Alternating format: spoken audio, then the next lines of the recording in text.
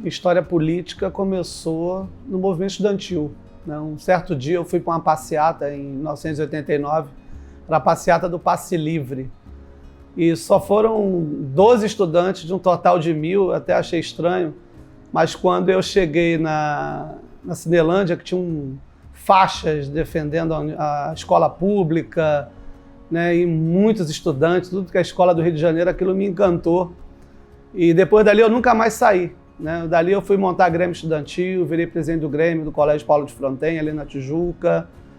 Depois virei vice-presidente da associação da AMES, que é a Associação de Estudantes do município do Rio de Janeiro.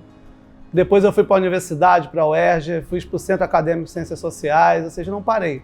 UBS, UNE, tive uma presença grande na passeata do impeachment do Collor em 92, eu também sou dessa geração. E foi isso, ou seja, sempre envolvido em partido a partir daí, nesse momento, e sempre defendendo a universidade pública, a escola pública, né? Foi isso que me motivou desde o princípio, mobilizar pessoas em função dos seus direitos. Sou nordestino do Piauí, né? Minha família veio para cá em 84, fugindo lá da situação econômica, o êxodo rural natural do Brasil. Até então eu não compreendia isso, mas meus pais vieram em função de arrumar emprego mesmo, sobrevivência. E depois eu fui estudar, e ao longo da história da minha família, as 10 gerações para trás, ninguém nunca tinha entrado na universidade. Então, o fato, eu sou filho da escola pública, ensino primário, né, segundo grau, e tive a possibilidade, graças à isenção que a universidade, a UERJ tinha, e depois as bolsas, de ingressar na universidade e concluir a universidade, né, no curso de Ciências Sociais. Então, isso foi fundamental, ou seja, ter escola pública e eu poder acessar essa escola pública e sobreviver a partir daí, isso me colocou dentro da sociedade, me deu informações, conhecimento, instrumento para que eu pudesse ter sucesso na vida. Foi uma saga, né? Como muitas famílias nordestinas, né, imigraram para cá. Minha mãe, Maria Goretti, já falecida, saudosa mamãezinha, vem do interior do Piauí, cidadezinha longe, chamada São João da Serra, né? Que ficaram um tempo lá em Teresina, né? E meu pai é cearense, nasceu no Ceará, se criou no Maranhão, foi parar no Piauí, conheceu minha mãe, né? Meu pai trabalhava nos fundos da ABB, Associação, né, do Banco do Brasil, e foi lá que ele fez uma casinha de palha, de taipa e de palha. E de taipa é de barro, né? E foi lá que eu nasci. Eles eram muito jovens, minha mãe tinha 16 anos. Ou seja, então foi uma saga. Em 1979, a gente veio para o Rio, eu tinha 7 anos. Tentamos, eles trabalhando, mas era muito difícil. Ficamos um ano só, ficou muito difícil a vivência aqui no Rio de Janeiro. A gente foi morar ali no Morro da Casa Branca, ali perto do Borel. Não deu certo, voltamos no final, né, de 79, 80, ficamos lá até 84, mas aí veio a crise total de desemprego. Meu pai tinha um botequinho lá, faliu, e aí teve que voltar de novo para o Rio de Janeiro para tentar aí a sobrevivência.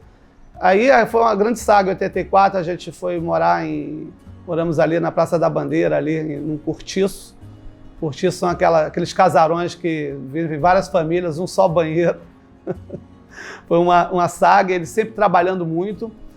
E a diferença é que eles conseguiram me manter estudando, né? Me deram todo o carinho, amor, atenção, princípios, né?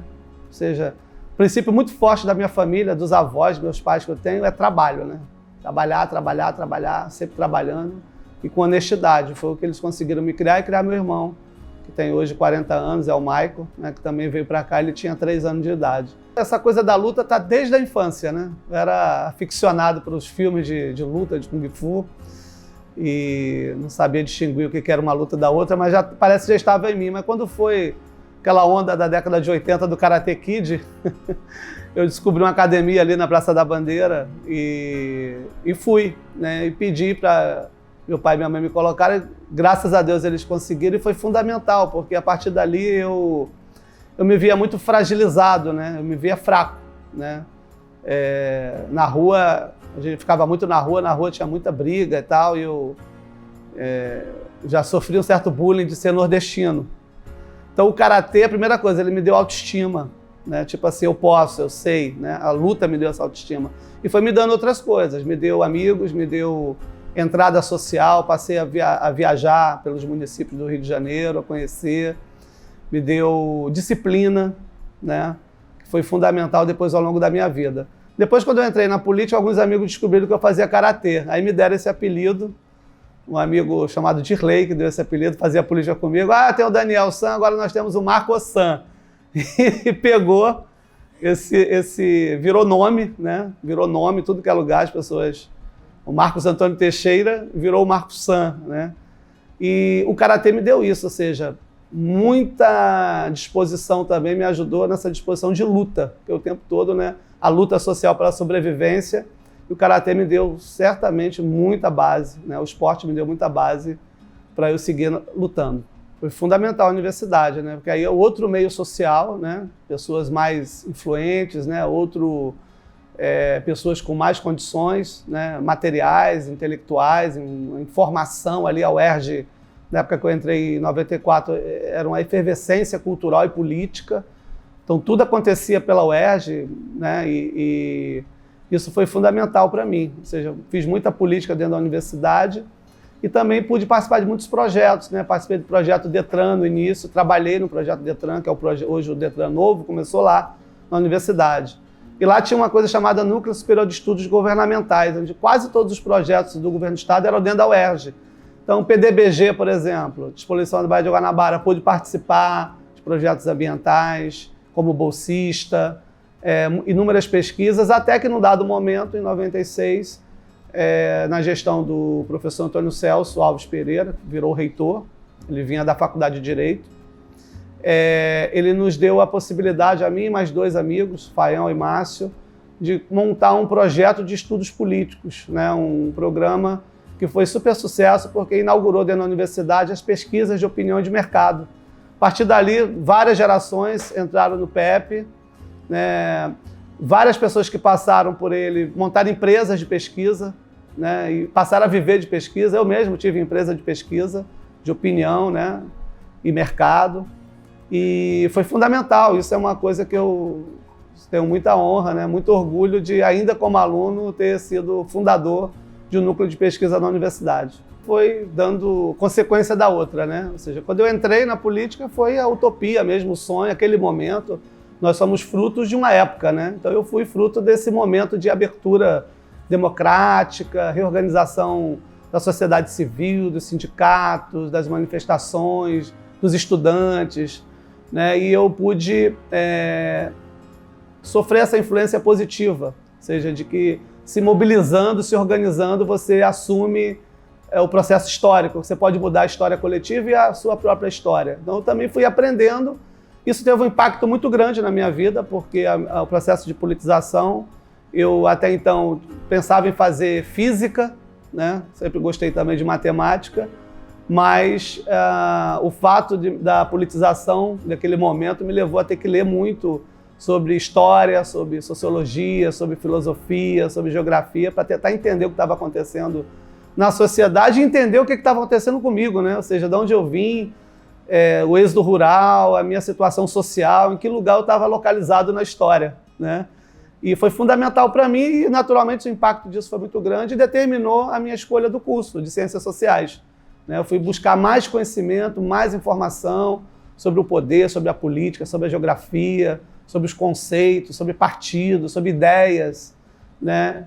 Foi um impacto muito grande. Eu ali realmente acordei para a vida, para a história, para a sociedade, né? Que é uma coisa que eu também venho fazendo desde lá. Na política eu venho tentando despertar já muitas pessoas para que elas se politizem, né? Porque a partir da politização a pessoa sabe se colocar na sociedade e na própria vida. Sim, mais uma vez a universidade foi fundamental, porque como tudo estava dentro da universidade num dado momento, né, os programas de governo, as secretarias, quando eu fui efetivamente para o governo do estado, né, em 99, por aí, eu já tinha uma experiência, que a universidade é do estado, né, uma gestora de política pública, então eu já tinha participado de muitos projetos, então eu já carregava ali uma experiência política e de gestão. e coordenei programa de inclusão de jovens, né, logo em 99, política pública de juventude.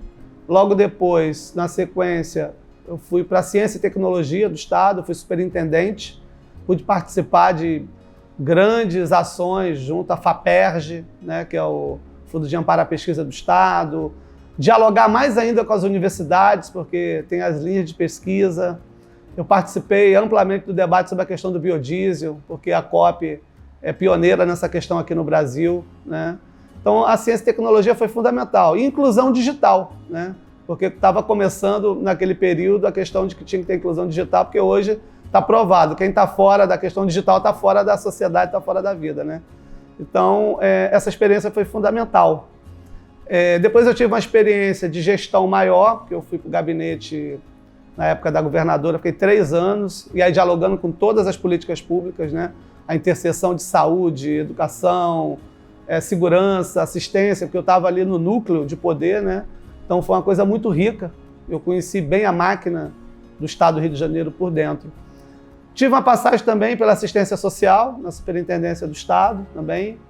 Pude coordenar programas como Programa de Inclusão de Jovens através do esporte da Secretaria por conta do Pan-Americano, dos Jogos Pan-Americanos, uma Olimpíada chamada Olimpíada Carioca, que foi dentro dos territórios, dentro das favelas e comunidades do Rio de Janeiro, né? E logo depois também, né, nessa forma sempre de estar na gestão pública, no município do Rio de Janeiro, eu ajudei a fundar a Secretaria Municipal de Ciência e Tecnologia em 2009, que até então não existia, né? Então, mais uma vez, ajudei a criar um embrião das naves do conhecimento, fazendo inclusão digital. Foi uma parceria que eu fiz com o governo federal, que tinha um programa de inclusão digital chamado Casa Brasil, pelo CNPq. Eu virei, então, o coordenador também desse programa, junto com a secretaria.